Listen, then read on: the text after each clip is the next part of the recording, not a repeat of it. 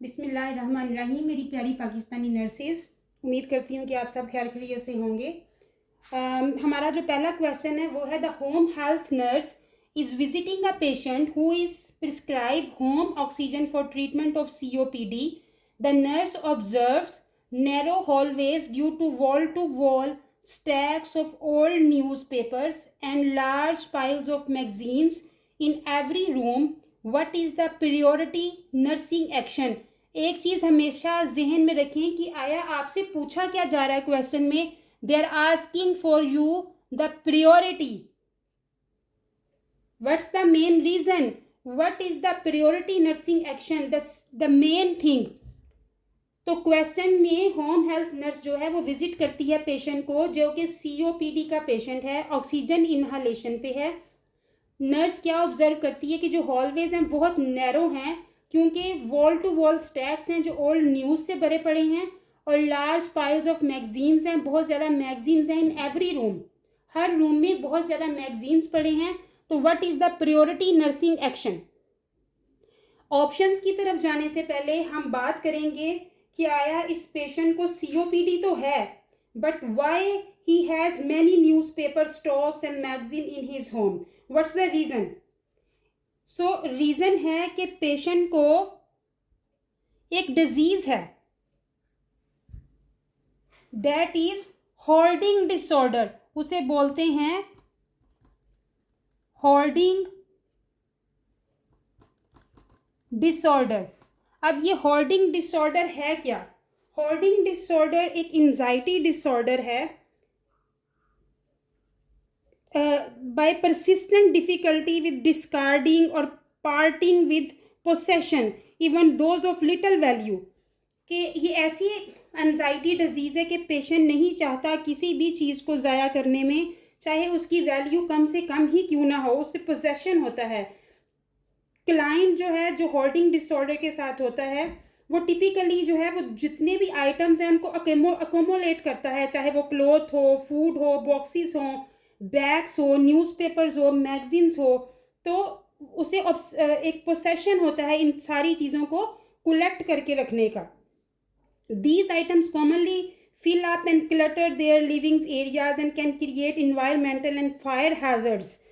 तो जाहिर बात है ये पेपर्स, मैगजीन्स वगैरह जो हैं ये फायर हैजर्ड्स हैं. The client most likely experience severe anxiety if you will remove these items. अगर आप ये आइटम्स उसके घर से रिमूव करेंगे तो उसे सीवियर एंजाइटी हो सकती है. अब हम बात जाते हैं ऑप्शंस की तरफ. अब जो हमारा पहला ऑप्शन है, पहले ऑप्शन में पूछ रहे हैं वो call the mobile community mental health crisis unit. Incorrect. Why? They are asking for you the priority. What is the priority? Refer to mental health services is an appropriate intervention but is not the priority nursing action. Keep in your mind, is appropriate action but is not the priority. So number 2, contact to services to remove the newspaper and magazines. As I told you already, the hoarding disorders patients, they will go to very severe anxiety if you will remove any things that he collect in the home. They will go to very severe anxiety. So you cannot remove the things without their permission. The nurse cannot intervene in this manner without the consent of the patient. Removing the newspaper and magazine could cause the client to experience severe anxiety. So incorrect. Reconcile the patient's discharging medications. Incorrect. Why this is incorrect? The reconcile the patient discharge medication is appropriate but is not the priority nursing action. Teach the safe use of oxygen. This is the priority. This is the priority nursing action. Why? The treatment for the client with severe COPD disorder will include home oxygen therapy.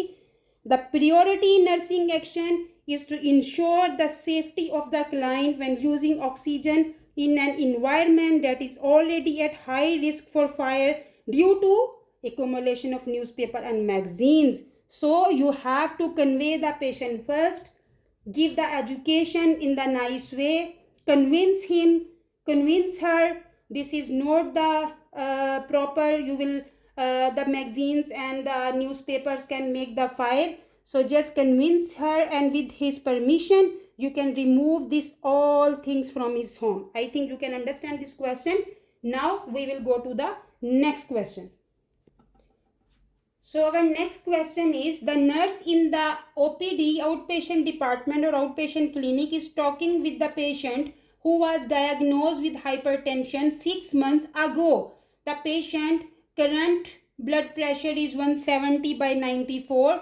Which of the following questions would be most important for the nurse to ask? So patient has diagnosed with hypertension 6 months before. 6 महीने पहले उसको जो है वो hypertension diagnose हुई थी. Patient जब वो ओपीडी में आया तो उसका ब्लड प्रेशर था 170/94. तो कौन से ऐसे important questions, important priority, the prioritization questions are very important in any exam. For example, they will give you 4 patients, this. Which patient you will handle the first? That is prioritization. What is the priority? Which patient you will handle the first? Which patient need more nursing care? So prioritization questions, all exams, very very important. So following question would be most important for the nurse to ask. Number 1, are you feeling overwhelmed at home or work? Incorrect. Why is incorrect? The psychosocial factors, for example, आप work कर रहे हो, family stress है, लो socio economic status है, social isolation है, can increase blood pressure. However, this is not the priority. This is not the priority. What is the priority? I will inform you the next. Can you describe your daily eating habits to me? Incorrect, because they are asking you the most important question. Why this is incorrect?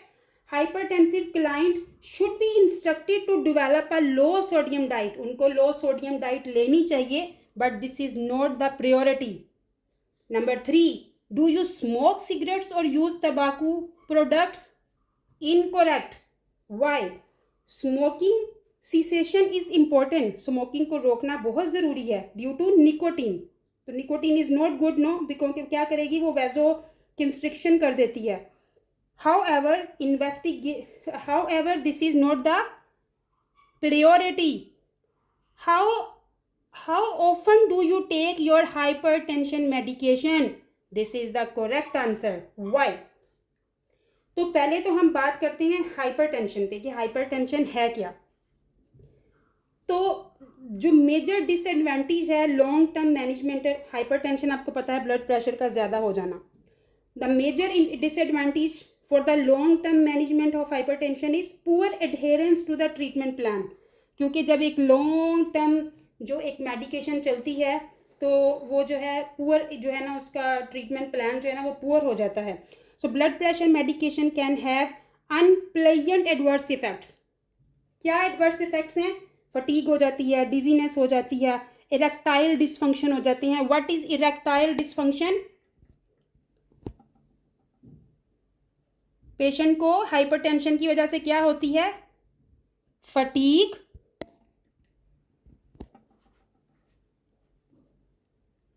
होती है, dizziness है और erectile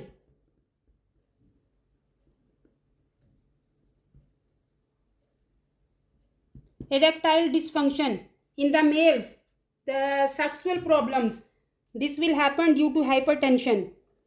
तो क्या होता है? in addition patient क्या करते हैं? they may stop taking the medication. Why they stop the medication? For example, the blood pressure came normal, no, okay, my blood pressure is normal, they will stop the medication. Or maybe the medications are very expensive, they cannot afford. So what they are doing? They are stop the medication. So what will happen if they will stop the medication? abrupt discontinuation of prescribed antihypertensive medication can lead to hypertensive crisis. अगर आप यकदम से medicine लेनी hypertension की छोड़ देते हो तो क्या होगा, हाइपरटेंसिव क्राइसिस आएंगे. कौन से crisis? A life threatening emergency. Life threatening emergency क्या होगा? Severely elevated blood pressure, may be the systolic is 180 and diastolic is 120. So high blood pressure जो है पेशेंट का होगा, उसको प्रिवेंट करने के लिए क्या करेंगे? मेडिकेशन को कंटिन्यू करना पड़ेगा. उसकी डोज भी चेंज की जा सकती है, मेडिकेशन ऐड भी की जा सकती हैं, but you can not stop the medicine. I hope you will understand this 2 questions. Please अगर आपको मेरी वीडियो पसंद आई है तो मेरे चैनल को सब्सक्राइब करें, लाइक करें, शेयर करें, और आपके कमेंट्स मेरे लिए बहुत मायने रखते हैं. अपना ख्याल रखें, अपनी फैमिली का ख्याल रखें. अल्लाह हाफिज़.